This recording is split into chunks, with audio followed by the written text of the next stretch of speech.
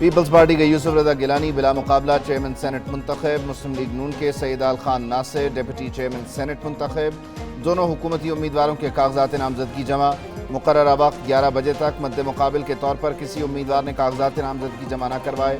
Presiding officer Ishaq Dar کی زیر صدارت سینٹ اجلاس کچھ دیر بعد ہوگا۔ یوسف رضا گیلانی اور سید آل خان ناصر کی کامیابی کا باقاعدہ اعلان کیا جائے گا۔ میں محمد اسحاق ڈار جویری صدق کے دل سے حلف اٹھاتا ہوں کہ میں خلوص نیت سے پاکستان کا حامی اور وفادار رہوں گا۔ سینٹ کے نومنتخب ارکان نے حلف اٹھا لیا۔ پریزائڈنگ آفیسر اسحاق ڈار نے نومنتخب ارکان سے حلف لیا۔ ارکان کے رول آف ممبر پر دستخط۔ یوسف رضا گیلانی اور محسن نقوی نے ایک دوسرے کو گلے لگا کر مبارکباد دی۔ سینٹ اجلاس میں اپوزیشن ارکان کی ہنگامہ آرائی، شدید نعرے بازی، چیئرمین اور ڈپٹی چیئرمین سینٹ کے الیکشن نہ کرانے کا مطالبہ۔ پریزائڈنگ آفیسر اسحاق ڈار نے تحریک انصاف کے تمام اعتراضات مسترد کر دیے۔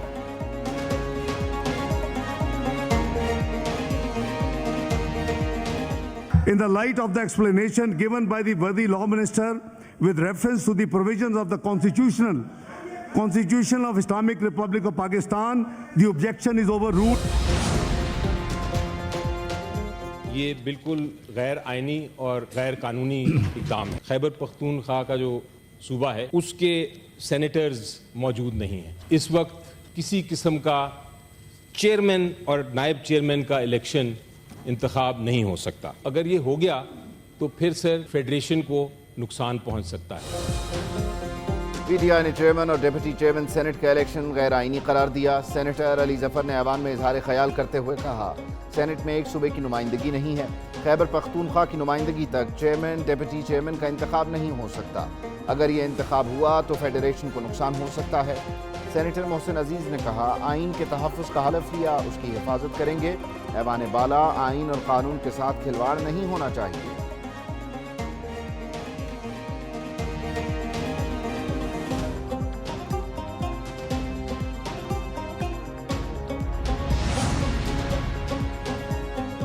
جو خیبر پختونخوا کے الیکشنز پوسٹ پون ہوئے ہیں وہ فورس میجور پہ نہیں ہوئے۔ ہمیں اپنے دامن میں بھی جھانکنا چاہیے جناب چیئرمین۔ پشاور ہائی کورٹ نے آرڈر کیا کہ ان کا یہ آئینی اور قانونی حق ہے، سیشن بلایا جائے اور ان سے اوتھ لیا جائے، لیکن وہ جو آرڈر ہے وہ خیبر پختونخوا حکومت نے ہوا میں اڑایا۔ آئینی تقاضوں کے مطابق سینٹ اجلاس مکمل ہے۔ اعظم نذیر تارڑ کی پی ٹی آئی سینیٹرز پر کڑی تنقید۔ ایوان بالا میں اظہار خیال کرتے ہوئے بولے، ہمیں اپنے گریبانوں میں بھی جھانکنا چاہیے۔ اسپیکر خیبر پختونخوا نے پشاور ہائی کورٹ کے حکم کو ہوا میں اڑا دیا۔ آرٹیکل 60 میں سب کچھ واضح ہے۔ اسپیکر خیبر پختونخوا نے سینیٹر سے حلف نہیں لیا۔ سینٹ الیکشن کسی قدرتی آفت کے باعث ملتوی نہیں ہوئے۔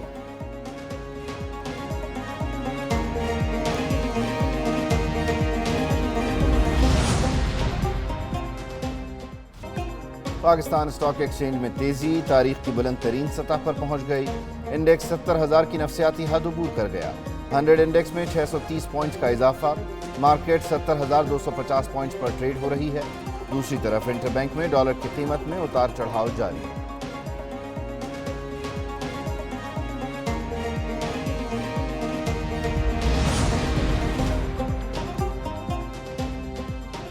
مہنگائی کی ماری عوام کو عید پر بجلی کا ایک اور جھٹکا۔ نیپرا نے بجلی 4 روپے 92 پیسے فی یونٹ مہنگی کر دی۔ اضافہ فروری کی ماہانہ فیول ایڈجسٹمنٹ کی مد میں کیا گیا۔ صارفین کو اپریل کے بجلی بلوں میں اضافی ادائیگیاں کرنا ہوں گی۔ نیپرا نے بجلی مہنگی کرنے کا نوٹیفیکیشن جاری کر دیا۔ اطلاق لائف لائن اور کے الیکٹرک صارفین پر نہیں ہوگا۔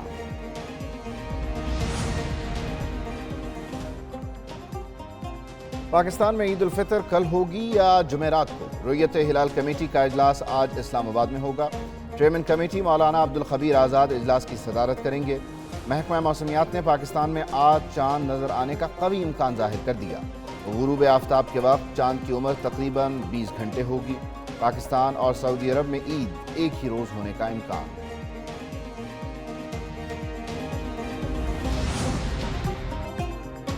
وقت کم، مقابلہ سخت۔ خواتین کی عید شاپنگ زور و شور سے جاری۔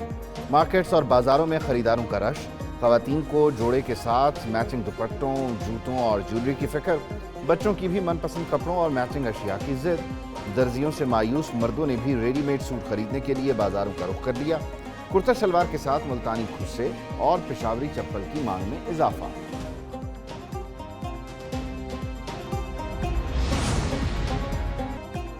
عید پر سجنا سورنا اور سب سے منفرد دکھنا، خوشیوں سے بھرے تہوار پر خواتین کی بننے سورنے کی تیاریاں جاری۔ عید شاپنگ سے فارغ ہو کر بیوٹی پارلرز کا رخ کر لیا۔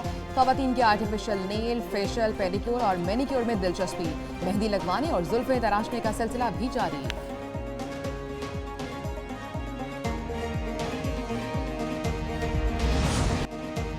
عید کی آمد اور مہنگائی، متوسط طبقے کے لیے 2 وقت کی روٹی کھانا بھی محال ہو گیا۔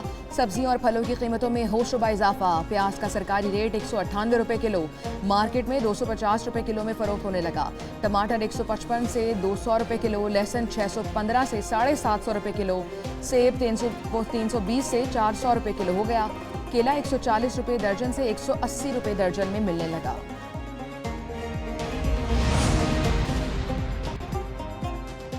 کی جو 14 تاریخ کو انشاءاللہ میں واشنگٹن جا رہا ہوں، تو وہیں یہ IMF کا جو پروگرام ہے اس کے خد و خال ہم انشاءاللہ ان سے گفتگو شروع کریں گے، اور پھر وہ مئی میں واپس آئیں گے۔ اس سے ہمیں جو ایکسٹینڈڈ فنڈ پروگرام ہے اس میں انشاءاللہ ہم اس کو آگے لیں گے۔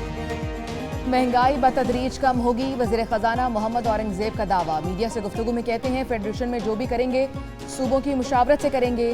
14 تاریخ کو واشنگٹن جا رہا ہوں، وہیں IMF پروگرام کے خد و خال پر گفتگو شروع کریں گے۔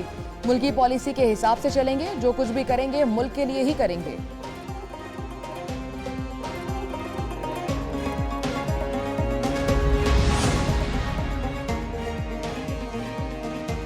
سیاسی تناؤ بہت زیادہ، مل جل کر کام کرنا ہے۔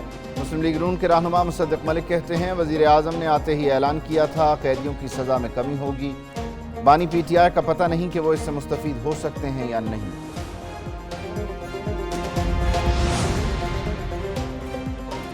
ہم یہ سمجھتے ہیں کہ جو 3 بڑی پاکستانی سیاسی جماعتیں ہیں ان میں نہ یہ صلاحیت ہے کہ جو اس وقت ملک کی ضرورت ہے وہ پوری کر سکیں، نہ ان کو اس کا ادراک ہے کہ ملک کی ضرورتیں کیا ہیں۔ تینوں بڑی جماعتوں میں عوامی مسائل حل کرنے کی اہلیت نہیں، سابق وفاقی وزیر خزانہ مفتاح اسماعیل کی کڑی تنقید۔ ایک نیوز کے programme Red Zone Files with Fahad Hussain میں گفتگو کی، کہا عید کے بعد نئی جماعت کا اعلان کریں گے، بہت سے سیاستدان نئی جماعت میں شامل ہونے کے لیے رابطے میں ہیں۔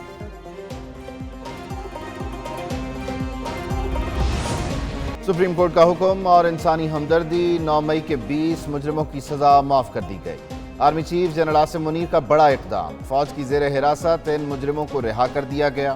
اٹارنی جنرل نے سپریم کورٹ کو تحریری طور پر آگاہ کر دیا، ان 20 مجرموں کو 9 اور 10 مئی کے مقدمات میں 1 سال قید کی سزا سنائی گئی تھی۔ راولپنڈی کے 8، لاہور کے 3، گجرانوالہ کے 5 افراد شامل، ضلع دیر کے 3 اور مردان کا 1 مجرم بھی شامل۔ عید پر بادلوں نے بھی عیدی بانٹنے کی ٹھان لی۔ پنجاب، خیبر پختونخوا، کشمیر اور گلگت بلتستان میں کل سے بارشوں کی پیش گوئی۔ پشاور، فیصل آباد، ملتان اور دیگر شہروں میں بھی بادل برسیں گے۔ بارشوں کا سلسلہ 15 اپریل تک جاری رہنے کی پیش گوئی۔ PDMA نے تمام ضلعی انتظامیہ کو الرٹ جاری کر دیا، پیش کی اقدامات اٹھانے کی ہدایت۔